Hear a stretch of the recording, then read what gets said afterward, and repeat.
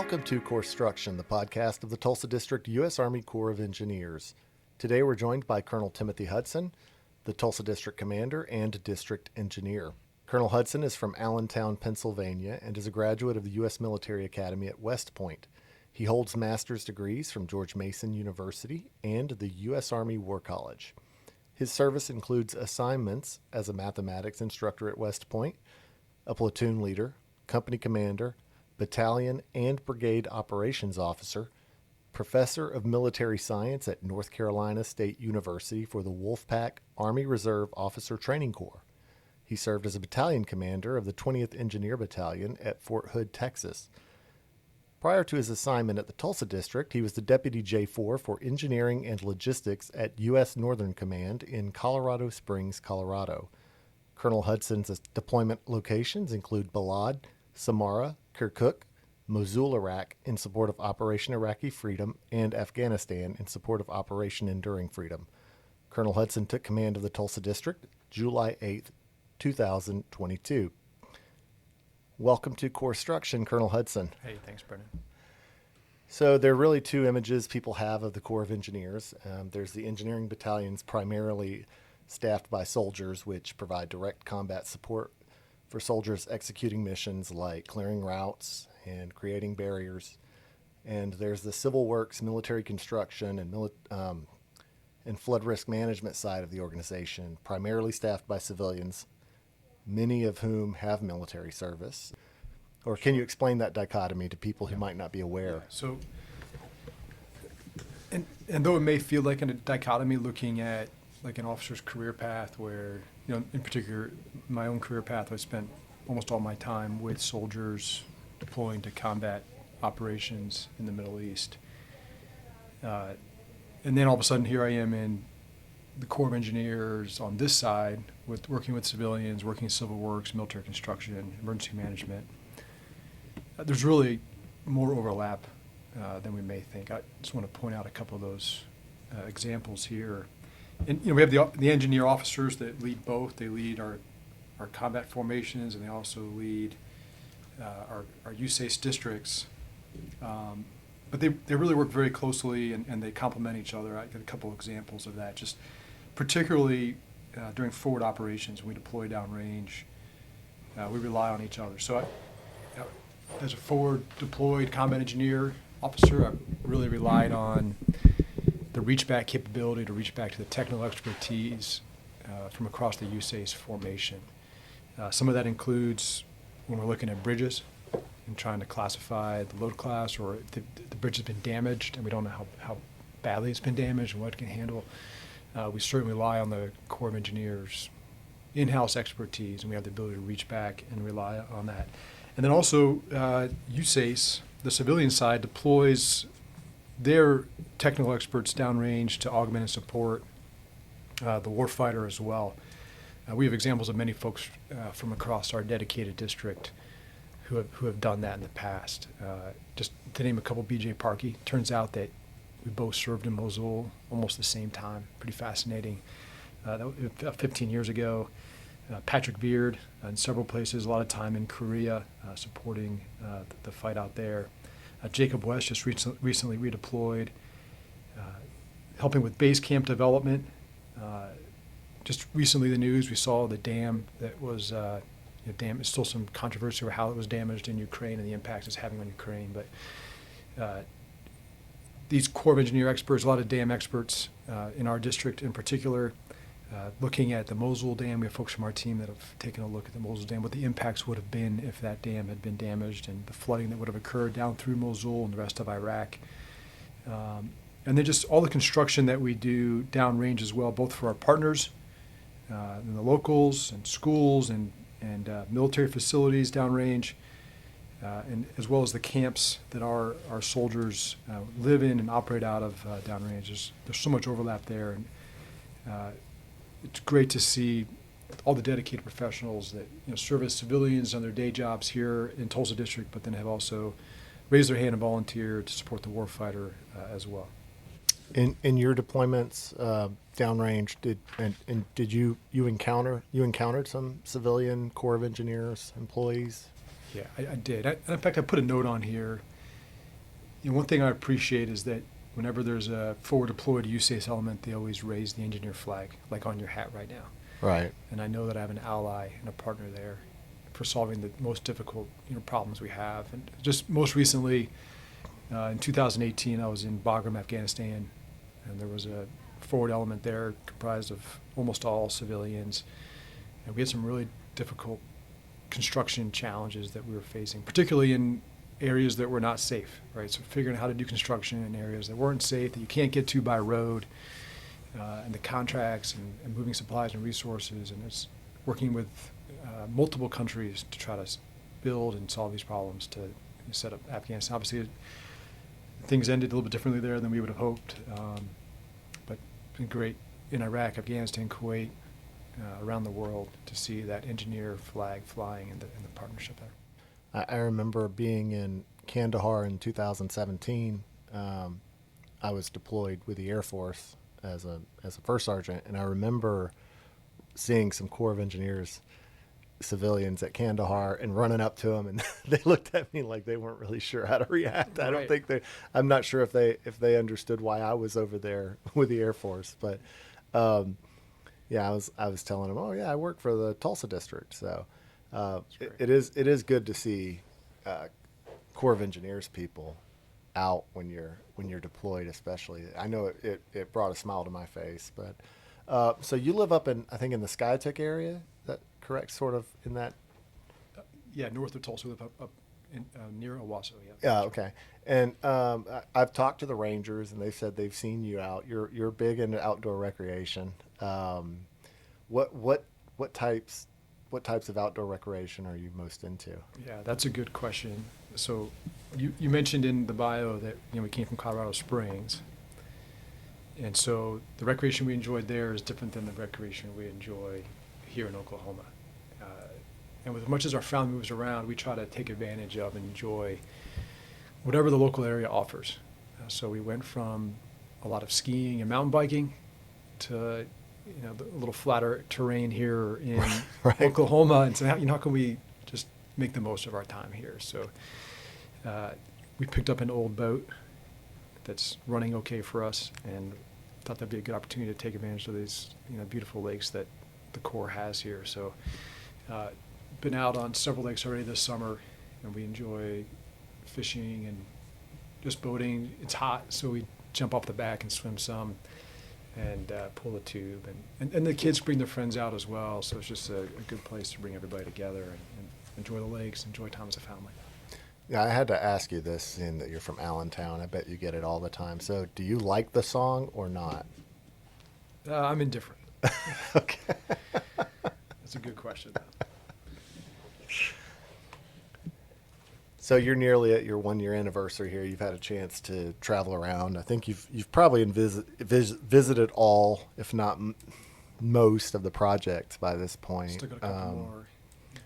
What's been the most eye-opening aspect of this assignment for you? Yeah. So I think, and it was probably about 4 months into this assignment, I came to the realization that our country is great because of the work that the Corps of Engineers has done.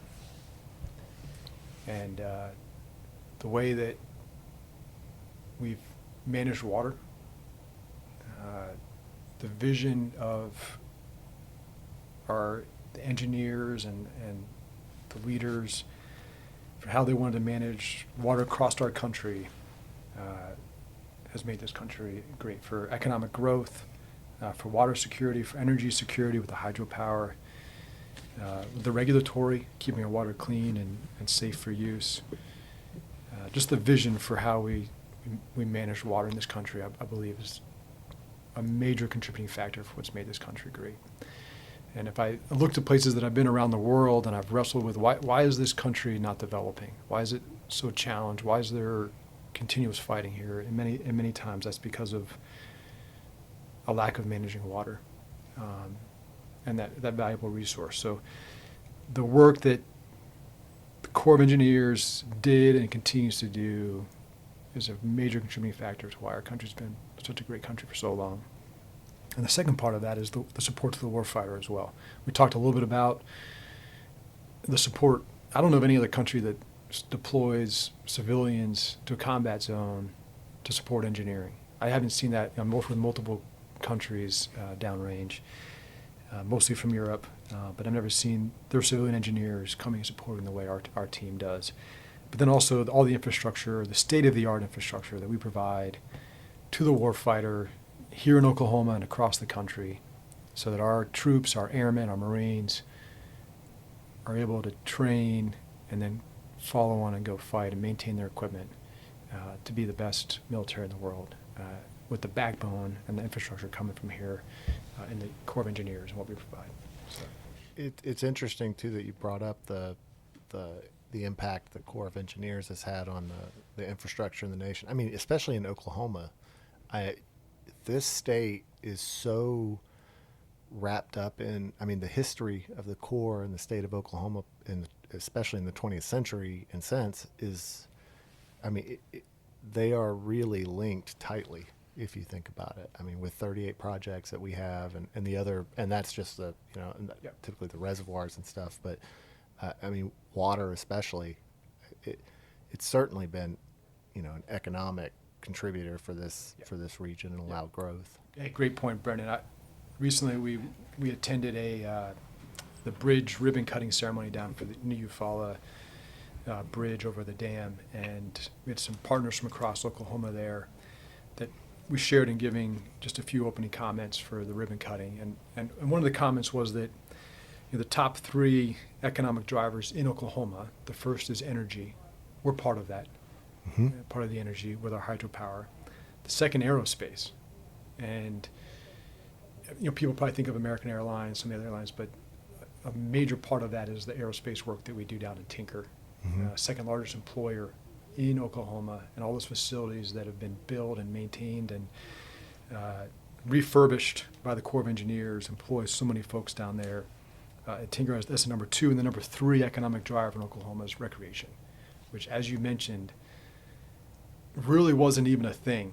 No, not in the same way. 60, 70 years ago, without the lakes and reservoirs that all the recreation we see at Texoma, Eufaula, Broken Bow, and all the other lakes as well, but particularly those 3, and all the attraction that pulls people from Texas and Oklahoma to enjoy that water. So we're planning and executing some pretty significant projects inside and outside the region. Can you talk about the role as a district engineer that you have in realizing those efforts?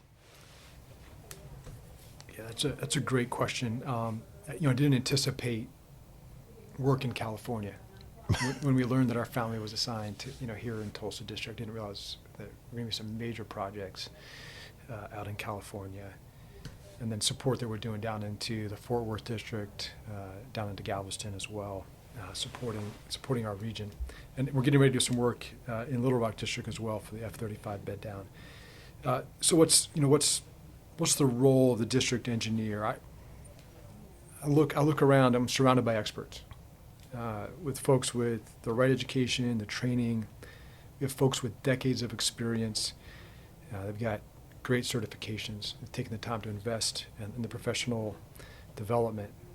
So what's my job putting that all together? And I really see my job is to enable our team, to get obstacles out of their way, open doors for them, and then just help deliver projects. So I hope that I'm an enabler, recognize problems, and hopefully, with the team, working with the experts, find a way to work through those challenges. And then also to have vision on where we're going and setting our team up to handle the major projects that are coming our way in the future. And then let me add one more piece too. I think I have a responsibility to just make sure our team is recognized for the work that we're doing beyond our borders here. Even we take time to recognize our team at different award ceremonies and coins, and as we go out and visit the sites. But our team's being noticed, and that's pretty clear that we continue to be asked to do work outside of our area of responsibility, because folks at our division and all up in headquarters recognize the talent that sits here in Tulsa District. That you view yourself as sort of a lineman blocking, so that those guys can run the ball. Some of that, that's right. So there is some blocking, but then also some, hopefully, and then looking forward and envisioning where we're going, recognizing what's coming our way so that we're postured for success.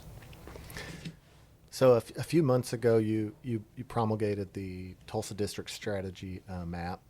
Can we go through and sort of talk about the vision with the lines of effort and how do you see those? With the first one being the vision and what that means to the end user. Yeah, thanks, Brennan. So we had a great team effort back in December, took an offsite and solicited feedback and ideas from across a lot of different divisions here in our district. And folks had different ideas, and we kind of try to capture them and categorize them into different areas. What do we really want to look like? What do we want to be? An ideal environment. That's our vision. Where are we going?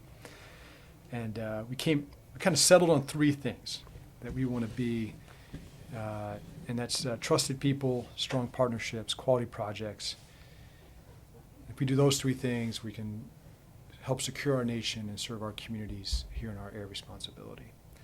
And so I just want to talk a little bit about those three ingredients: the trusted people, the strong partnerships, and the quality projects. So first, and some people have already heard me talk about this.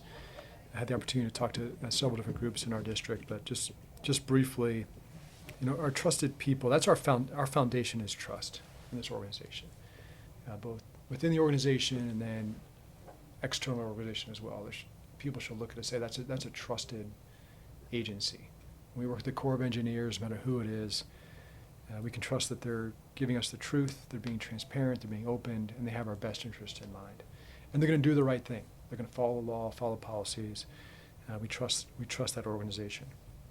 And just looking internally, a subordinate looking at their manager, their leader, do they trust that leader? Do they have their best interest in mind? And similarly, the leader looking down to those that work for them, do I trust the folks that work for me? Are they going to execute the tasks that have been given them to the best of their ability?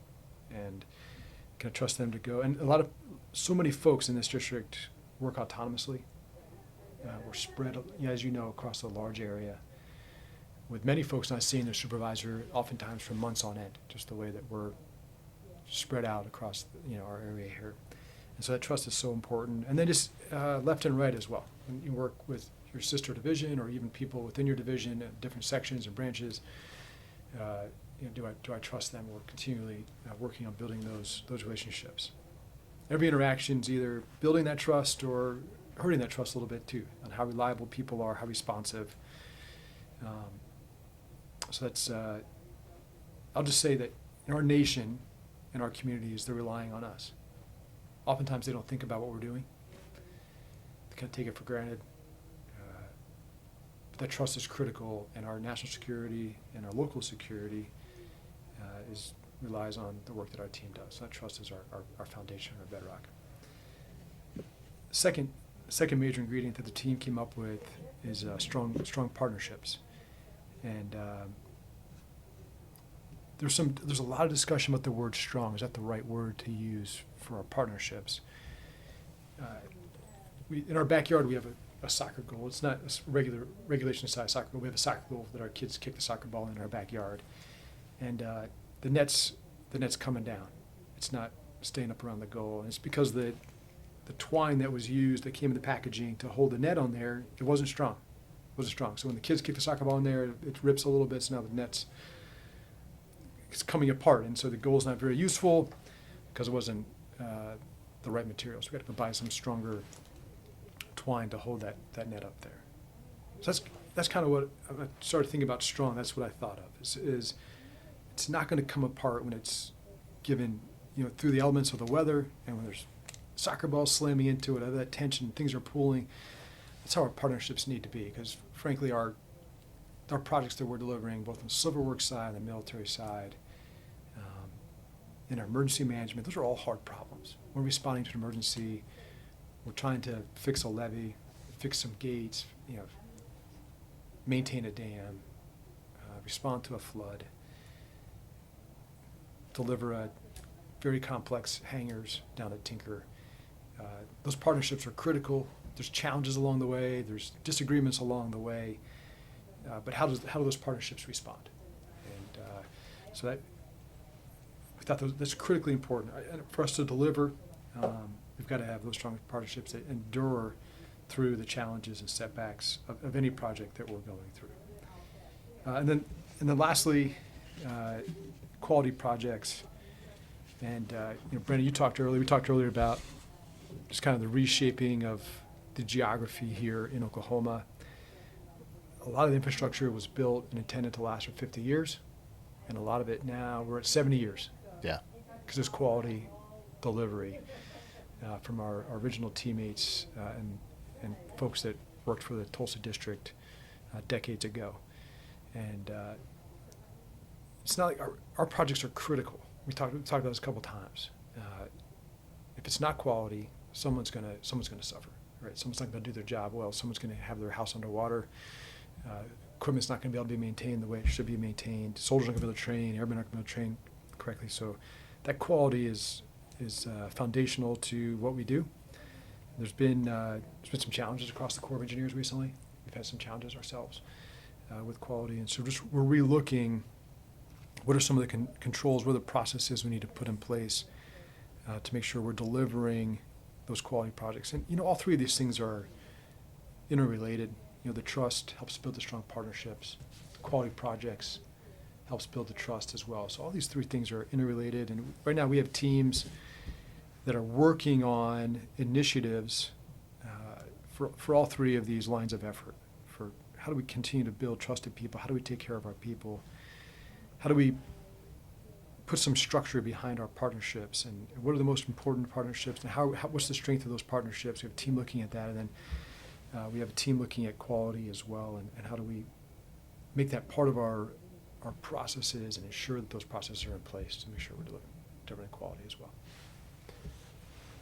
So not to put you on the spot, but before you came here of the assignments, because I don't want you to feel like you have to just say Tulsa. So before you came to the Corps, to the Tulsa District, what was your favorite assignment in your career? That's a good question. I'm going to ask you the same thing. After we're done with this, I'll ask you. Oh, this is my favorite one. I'll tell you right now. This is great. So, just being frank, I really didn't think I was going to serve past 5 years in the Army. I had a 5-year obligation coming out of the academy. I thought I'll do my 5 years, and then there's other things I'd like to do. It turns out I really enjoyed working with soldiers. Really enjoyed what I was doing, and then I also I lost my commander when I was a platoon leader. So my immediate boss decided I'm going to stay in his honor at least for a few more years, and here we are quite a few years later. I've enjoyed all my assignments. I have it's hard to move around, to move the family around. I have a very supportive wife and a great family, which has made it a little bit easier to do the work that we've been doing. So I highlighted two assignments that really came to mind. And the first is a company commander. It's about 100 soldiers, combat engineer company. 2005 into 2008, took late 2005, had a little bit of a break in there, then same company. Went to Mosul for 14 months during that, came back. And I told my wife during that time, I said, if I could stay in this job until my 20 years and retire in this job, they don't even need to promote me. This is just a great group of folks, and we've been through a lot together. And I'd keep doing this. I really enjoyed just being at the company level. It's great. And you know that, being a first sergeant, right? So you're kind of still, Squadron you're all, right yeah. there. That's right. You're right there with the troops and with the airmen. Still have a strong, your interactions are very close on a daily basis with the soldiers, which was great. I'm still in touch with those folks, even though it's been 15 years since I worked with them. In fact, at the change of command last year, my first sergeant came up to the change of command, which was great. Been through a lot together, and he's a lifetime friend. In fact, I was been in touch with him just recently as well. So, the second job I really enjoyed was the professor of military science at North Carolina State University. A little bit different reasons there.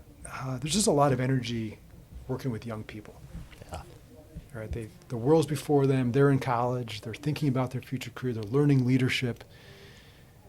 and just an opportunity to invest in young people who are eager to learn and grow, both personally and professionally. So they'd come with questions too, just about life and family and marriage and finances, and just, the world's wide open to them and they're learning. It's just a lot of fun working with people in that age group. And some of those folks, I finished that assignment in 2017 and had the opportunity to commission some great young folks to become officers, and then to watch them grow as they've led into the Army. And some of those folks I have the opportunity to still be in touch with, which was just really rewarding. I found both those assignments to be really rewarding. Did you request that type of deal, or was that one that they said, hey, you're going to go do this next? Great question. So it's you compete for it. So okay. Every year they ask for packets, and you put your packet in to request to go work with the ROTC program. So it's a lot of fun. And you get to do some really cool things too. You find yourself at a coin toss in the middle of a Division I football game at their Military Appreciation Day. You're out there with the referees and the TVs and the cameras, and a lot of excitement in the stadium and basketball games, and working with the chancellor and the dean and other folks. Just a lot. The job was a lot of fun. All the interviews I have, I always conclude them with, what have I not asked you that I should have asked you? What have I not asked you that I should have asked you? So I think, a question that folks ask me, and as I talk to my neighbors and other folks that I've worked with in the past, is kind of what's impressed me the most about Tulsa District, or what stood out the most. And that's pretty clear and straightforward answer. It's the people here in Tulsa District. And I heard this coming in. The reputation, preceded my time here. So I talked to folks that have worked with Tulsa District, and they told me they're great people, solid of the earth people who are committed to the mission there in Tulsa. And I've showed up here, and that's been absolutely true. We've just got great people that work across our district. And you can see the list here I've made. I've actually made a list on the rest of my page of folks who've impressed me. And just to highlight a couple, you can go climb into the bowels of a hydro plant on any given day, and folks are down there in a concrete dungeon, turning wrenches, solving some really wicked problems that probably they're the only ones in the world that can figure out. They reach back, talk to each other, and figure out some really, on aging infrastructure, they figure out how to keep that stuff going, and they're creative, and some great committed problem solvers. And then you don't go too far away, and you go over the locks and dams. You got your lock operators, and you have our marine maintenance team. They're doing similar things. Oh yeah. Right out there on the water, sometimes in dangerous conditions, putting some controls in place. But if you ever go to their warehouses there and their work yard and see what they're doing to fabricate things and solve problems, it's fascinating to see that. And then you just walk through our building here, and you have our engineers, and just stop at some desk and say, what are you working on? It's fascinating to see some of the challenging things that they're trying to use their digital tools to build and model and solve, both on the military side and the civil work side as well. And then they're working closely with everyone else out in the field and here in the building. Just been really impressed with the commitment of the support staff, of our engineers, of our operations folks, of our regulators, and contracting is working closely with them as well, and our lake staffs supporting our communities, and then just the strong relationships that they have as well with all the folks in their communities just out there serving with a heart and a mindset of service here within the Tulsa District. So I really appreciate. I feel like it's been a good fit for me. It's been a great job up to this point, and our family, despite dragging their feet to leave Colorado, they've really enjoyed Oklahoma, and that's because of the people, people that they've met here and the friends they've made here. So it's been great. There was something I wanted to ask you that it just sort of popped in my mind, and that is that, it's such a challenge that we're having hiring people in certain career fields, particularly STEM. It's always, it feels like there's always a recruitment push for STEM career fields. For someone who might be considering whether or not to, especially if they're about to graduate from engineering school, and for someone who might be considering their different options, can you talk about why they should choose the Corps of Engineers, whether it's whether they decide to commission and become an engineering officer, or whether it's a civilian? Why should they choose the Corps of Engineers? Yeah, that's a great question. So I just attended my son's graduation from high school, and he has a couple buddies who are going to school locally here in the state or over in the University of Arkansas. We're going to study engineering, and I've already started to try to recruit them. I told them, hey, we can get you an internship next summer, and they seem interested, right? Yeah. I think in particular for working with Tulsa District, why would you choose to work, or this be your choice of employment? And I think it was like last August, and was sitting down with some engineers, and they're talking about some of the design work they were doing. And at the end of our meeting, I asked them, I said, how rewarding is that to design a bridge, or to design a dam, or to improve a dam, or raise a dam, replace some gates, and then for decades to come, you drive your family over that bridge, or you watch water be released from that gate, that wicked problem you worked through and solved and designed. So that's got to be really rewarding. And they said, yeah, this is great. This is a great job, to just the magnitude of the work that they're doing, and the importance of the work as well. I think we've highlighted that a couple times throughout our discussion this morning. And just beyond that engineering work, and I'll just mention this too, our team at Tinker, and Daniel DeRobles mentioned, they're changing the skyline around Tinker. They are, yeah. It's different because of the work that they've been doing down there. And it starts up here in this building and works its way down there, and they oversee the construction. But the work you're doing is changing the skyline of certain areas as well. And then you mentioned engineers, in particular the STEM, but it's beyond that as well. There's some challenges to get the right talented folks on board, and then to keep them as well. There's probably folks that pay more, sometimes, and something I've noticed, and particularly with helping out with some retirement ceremonies recently, there's folks that start out with the Corps as a young person, and then they, as opportunities present themselves, they journey somewhere else, and they try a different job for a while, and many times they migrate back. Mm-hmm. And I think it's the type of work we do, the importance of the work, the reward that you get from doing this kind of work, but then also the family atmosphere as well is a resonating theme. That folks take care of each other, they care about each other, supervisors care. As you go through, everyone has family crises along the way, whether it's a spouse or a parent. It goes back to the trusted people. You know that the folks you work with here are going to figure out a way to take care of you and let you do what you need to do to take care of your personal things you're going through. So I think that's the other important ingredient for why it's great to work in the Tulsa District. That's so interesting you mentioned the projects that you get to work on, because when we post photos from construction, or there's like this one old video from Fort Gibson, I think it was construction, and there's always going to be at least one or two people who comment that my grandfather worked on that dam. Even if they were someone, contractor who worked on it or whatever, but you hear people, they're very proud of the fact that their patriarch or whatever of their family played a role in the construction of that thing. Yeah. So you certainly do hear that a lot, and you also, there's a certain amount of ownership people take, and that's our lake. These are our lakes. They view it as their lakes, and it's interesting to see that people that want to have a role that's bigger than just the paycheck at the end of the day. I mean, to be able to say that you changed the skyline of Oklahoma City or Midwest City or Tinker, it's interesting, certainly.